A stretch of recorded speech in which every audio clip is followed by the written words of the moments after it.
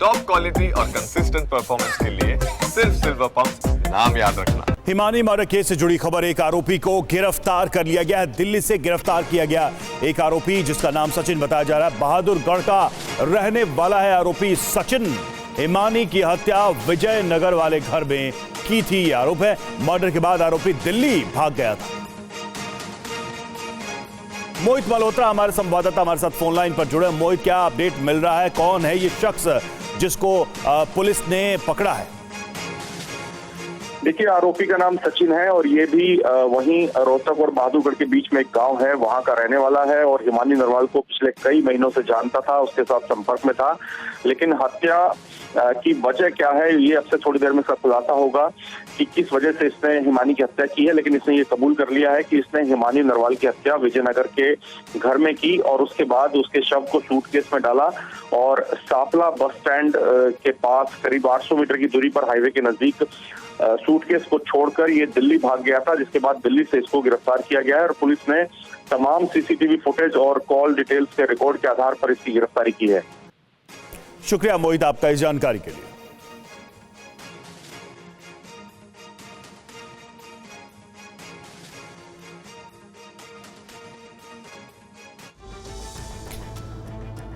दरअसल आपको बता दें कि कल हरियाणा के रोहतक में हिमानी नरवाल की लाश एक सूटकेस में बंद मिली थी। रिपोर्ट आप देखिए।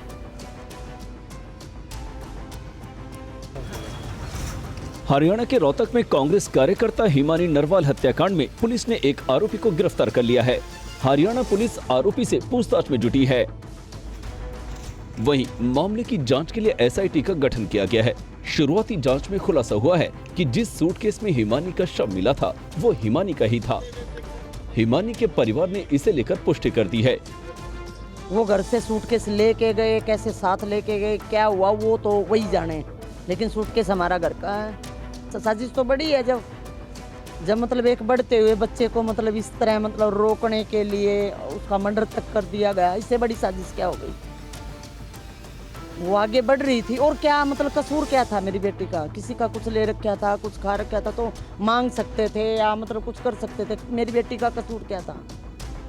कसूर यही था भाई, पढ़ लिख रही थी भाई, वो मतलब उसका शौक था, वो आगे बढ़ रही थी, किसी से कुछ मांग भी नहीं रही थी, किसी का कुछ खा भी नहीं रही थी। कसूर क्या था जो उसको जान से हाथ धोना पड़ा?